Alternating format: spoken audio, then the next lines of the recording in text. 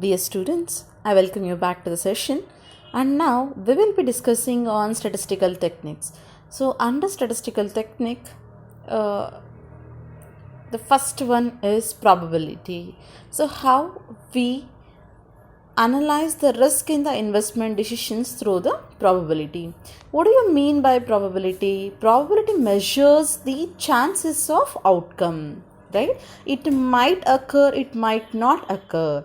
So probability measures about the chances of particular event will occur, right? When an event is certain to occur, the probability will be 1, and when there is no chances of happening the event, the probability will be 0. Okay, so probability is nothing but it is a measure of chances to for particular event to occur or not to occur. So how this probability is going to help us in the investment decisions? Let's try to understand.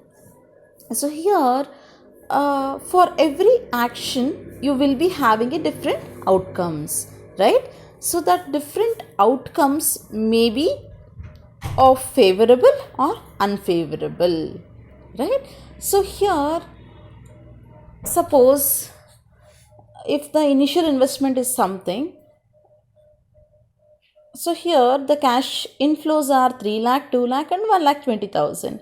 The best guess, the 30% probability is telling we will receive this much of cash inflows, and high guess is 60% is telling 0.6 probability, that is 2 lakh, and low guess 1 lakh 20,000, 10% it is telling, right? So here in the above example, the chances of cash flow will be 3 lakh, 2 lakh and 1 lakh 20,000 are 30%, 60% and 10% respectively.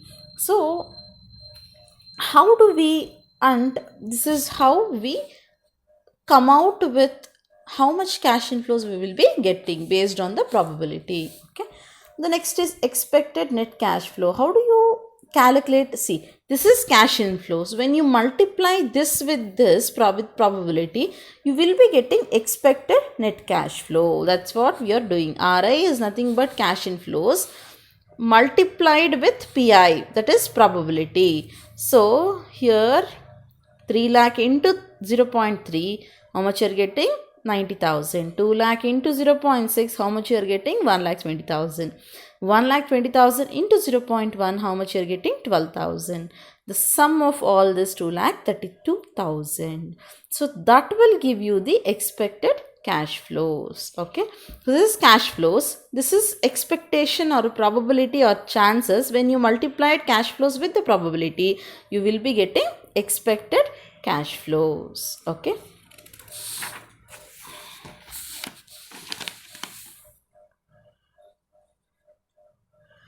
so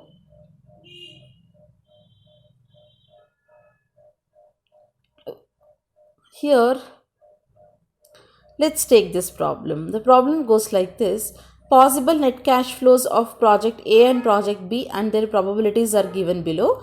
Discount rate is 10% for both the project, and for both the project the initial investment is 10,000. Calculate the expected net present value for each project and which project is preferable. Okay, so here how many possible events? You have 5 possible events there: project A and project B. And project A cash flows are 8,000, 10,000, 12,000, 14 and 16,000. Probabilities are 0.10, 0.20, 0.40, 0.20 and 0.10. For project B, cash flows are 4,000, 20,000, 16, 12 and 80,000. And probabilities are as follows: 0.10, 0.15, 0.50, 0.15 and 0.10. So now let's look into the solution part. Here in the solution part, net cash flows I have taken for project A, probabilities I have taken. When I multiplied, I will be getting expected cash flows. The same way I have done for project B, I have taken the cash flows and then I have taken the probabilities. When I multiplied with that expected cash inflows, I have got it. So now the next, what they ask us to calculate, they ask us to calculate the expected net present value for each project. If you want to calculate the expected net present value, first you should have the expected cash inflows. So now I have the expected cash inflows. It is easy for me to calculate the expected net present value for project A is 0.909, because what is the discount rate? Discount rate is 10%, and only for the 1 year they are asking, right? Because we don't have for multiple year. These are the possible events, but for first year only we are looking into. So for the first year, if you refer PVIF table, you will be, for 10% you will be getting 0.909. 0.909 into 12,000 minus initial investment. So how much is your expected net present value for project A? 908 rupees. And the net present value for project B, okay, 0.909 into 16,000 minus 10,000. How much is your expected net present value? 4,544. Okay, 4,544. So after this, there is a continuation here. So you have found out how much is your expected net present value as per the probability method. Next, sometimes in the examination they also ask you to calculate the variance and standard deviation. So how do you calculate variance and standard deviation? The formula to calculate the variance and standard deviation is net cash flow. How much is the net cash flow? First one, 8,000, right? For the possible event 1, 8,000. Expected net cash flow is 8,000 minus net cash flow is 8,000 minus expected net cash flow is how much? Expected net cash flow is 12,000. The total of expected net cash flow is how much? 12,000. 8,000 minus 12,000 whole square into, what is the probability? Probability for the first one. The probability for the first one is 0.10. Okay. Plus the same way again repeat. 10,000 minus 12,000 whole square into 0.20.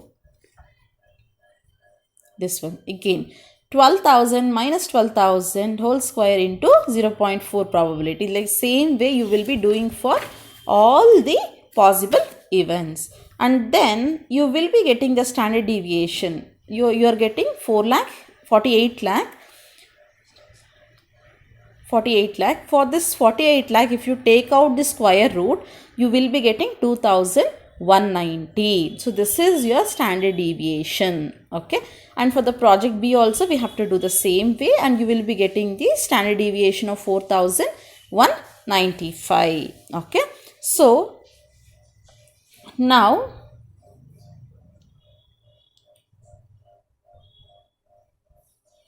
so here variance is your 48 lakh. Standard deviation is square root of variance is your standard deviation. Always remember, variance, when you take out the square root for the variance, you will be getting the standard deviation. Okay.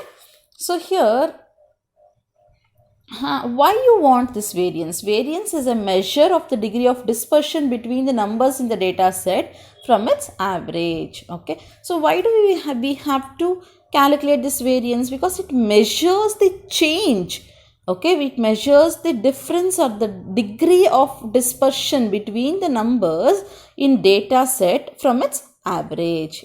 How much is the difference? 4,000 is the difference. So this is 12,000 is the average. 8,000 is the number which we get from the data. 8,000 minus 12,000. So that measures the degree of deviation. Okay. And standard deviation, why we required? Standard deviation is the degree of variation of individual items of a set of data from its average. Okay. So that's why always your standard deviation is the square root of your variance. Okay. The next formula to calculate the coefficient of variation, very easy. standard deviation divided by the expected cash flow. Expected cash flow we have already calculated, and standard deviation we came to know how to calculate. So when you take out the square root of variance, you will be getting the standard deviation. Standard deviation divided by expected net cash flow, you will be getting coefficient of variation. So in the problem which we have taken, how much is the standard deviation for the project A?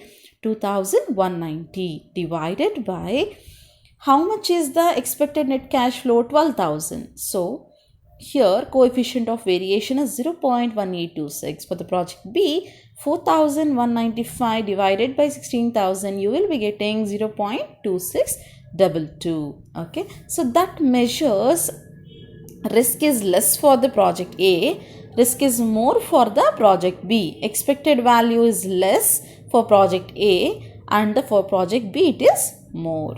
Okay, so this is what the problem on probability. Okay, so you can borrow the textbook from the library. This is the example problem which I have taken. You can solve this problem, and you can also go